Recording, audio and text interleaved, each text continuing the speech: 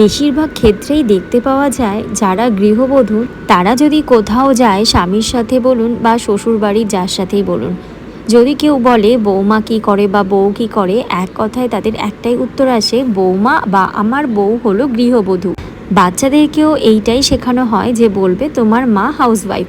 আচ্ছা আমাকে একটা কথা বলুন তো, যারা হাউসওয়াইফ হয়ে থাকে তাদের কি সংসারে কোনো কাজ থাকে না, নাকি এই সংসারের কাজ করাটা একদমই কোনো, বাইরে কর্মরত যারা থাকেন তাদেরও যেমন কাজের প্রতি একটা ভূমিকা থাকে, যারা গৃহবধূ যারা সংসার সামলায় তাদেরও কিন্তু এই সংসারটার প্রতি সমানভাবে ভূমিকা থেকে থাকে। ঘর সামলানোটাও কিন্তু কোনো ছোট কাজ নয়, তার সঙ্গে সকলের দেখভাল করতেও কিন্তু হয়। এই কথাটা আমি এই জন্যই বললাম, অনেকেই বলে থাকে গৃহবধূ গৃহবধূ, শুনতে সত্যি মাঝে মধ্যে না কথাটা খুবই কটাক্ষ লাগে।